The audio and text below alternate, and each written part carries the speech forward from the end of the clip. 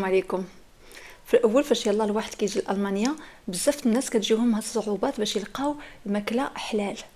ففي هذا الفيديو غادي نعطيكم بعض النصائح الناس اللي بغاو يتجنبوا مشاكل يعني الاكل اللي ماشي حلال، كيفاش انكم تلقاو الاكل حلال. فاول نقطه هي اللحم.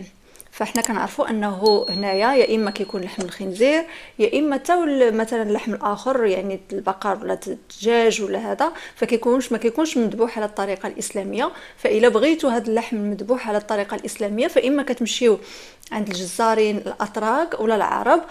في الغالب راه هما اللي كيكون عندهم اللحم حلال. يمكن لكم تسولوا طبعا دائما الا بغيتوا تاكدوا. المهم هما هادو معروفين هنا تما فين كتلقى اللحم حلال.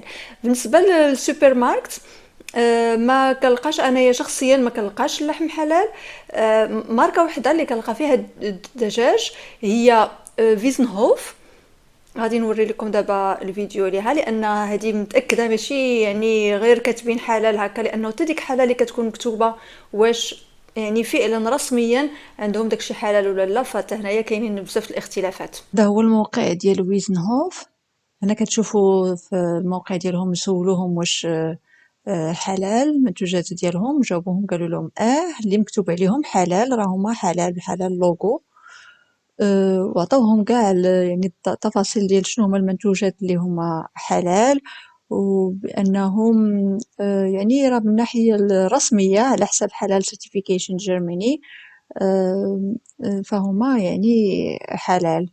ما كاينش يعني فيهم حتى شي حاجه ماشي هي هذيك، سواء الكحول سواء اي حاجه. النقطة الثانية هي الجيلاتين. فهاد الجيلاتين كيكون ديما مصنوع يا إما من الخنزير، يعني من الشحمة ديال الخنزير، أو لا من اللحم الآخر الدجاج ولا هذا.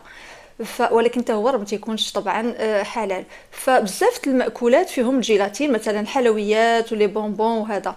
فالواحد خاصو يرد البال، لانه مثلا حنايا في المغرب ولا في البلدان الاسلاميه الجيلاتين كيكون يعني من اصل يعني اللحم ديالو تيكون الاصل اللحم ديال الجيلاتين تيكون من لحم حلال. هنايا لا. فاذا اي حاجه فيها الجيلاتين فمن الافضل تجنبوها الا كنتو بغيتو تجنبوا هذا المشكل. شنو هو الحل؟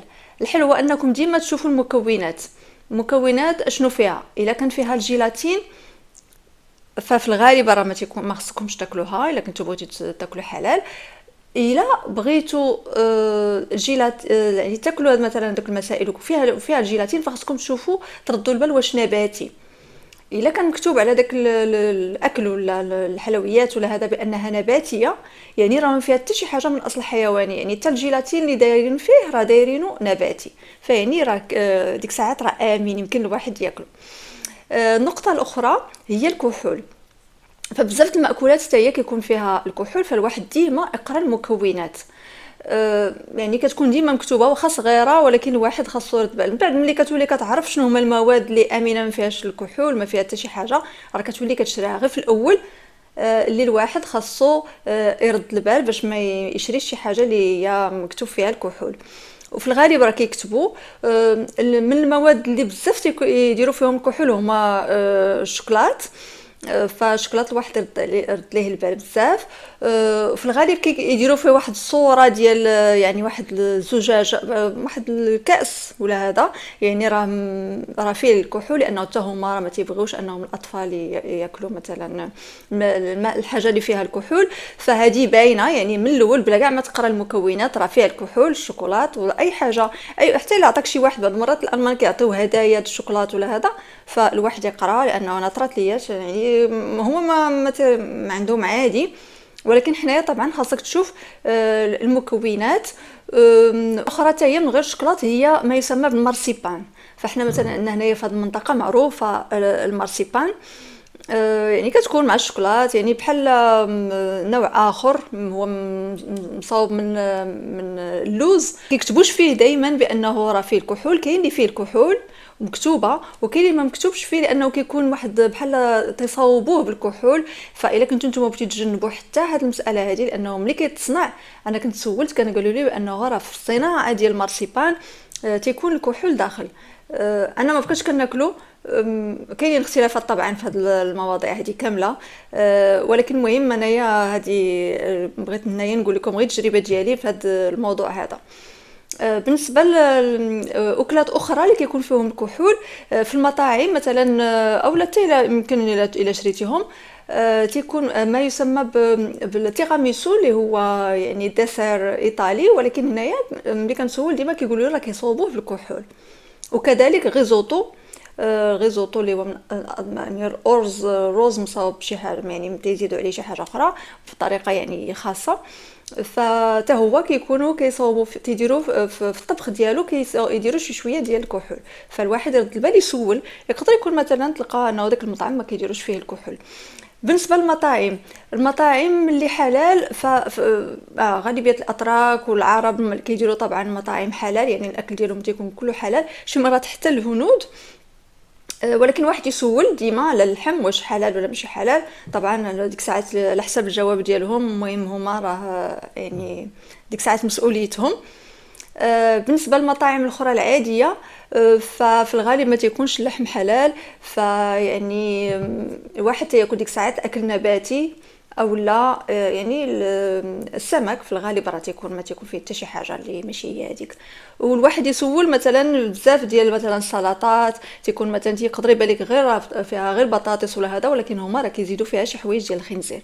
فالا مشيتي لمطعم عادي، ديما سول من الافضل. هادو هما يعني الامور اللي انايا يعني واجهتها في تجربتي مع الاكل الحلال. المشكله هو انه شي مرات في هذوك المكونات ما تيكونش كلشي يعني مكتوب بالتفاصيل، يعني مثلا يقدروا يديروا فيهم غير شي قطيرات ديال الكحول ولا هذا. فإلا كنتي بغيتي تعرف بالضبط يعني التفاصيل وبالتدقيق، حتى المسائل اللي فيها شبهه، لانه كاين عاوتاني درجات وبزاف ديال يعني الافتاءات في هذا الموضوع هذا. كاينين يعني ابس، انا غادي نوريكم دابا وحده سميتها حلال، حلال تشيك. حلال تشيك كتعطيكم يعني كتمشيو للمخازن تشوفوا شو اين هو اللي بغيتو، مثلا ليدل كتعطيكم اللائحه ديال المنتوجات كامله تقريبا اللي عندهم، واش فيها الكحول واش فيها اللحوم. ومثلا هنايا هما المنتجات كوفلاند، كتقدروا تقلبوا بهاد الخاصيه البحث الا بغيتوا شي حاجه بالضبط، اولا كتشوفوا على حسب الفئات، مثلا واش الغذاء واش يعني الأجبان واش العجائن إلى آخره. ولا عندكم الكود بار، فهنايا كتقدروا تسكانيو، كتضغطوا غير على هاد الزر هذا هنايا، وكتديروا داك الباركود، وكيعطيكم من بعد معلومات بالتفاصيل اشنو فيه وشنو المشاكل. يعني الا كانوا جوج العلامات خضرين على الكحول بحال هنا غير ضار والحيوان غير ضار، يعني راه صافي راه حلال. هنا كيكتبوا حتى شنو جاوبتهم الشركة على المنتوجات المكونات ديالهم، يعني كيعطيو داكشي يعني فعلا بالتفاصيل. ومثلا هنايا الا خدينا هاد كريم بغولي، واخا ماشي مكونات ديالها الكحول، ولكن ملي كتسكانيهم بهاد الاب راه كيكتب مثير للجدل. علاش مثير للجدل؟ لانه الاراء مختلفه هاد العلماء، يمكن هو كيستعمل الكحول بشويه في هذا في الانتاج ديال هذا، يعني ما فيش كمكون ولكن كيستعملوه هنايا هي الشركه راه كتبتها في الجواب.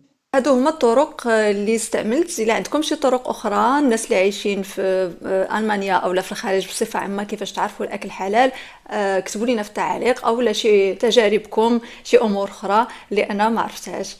والسلام عليكم.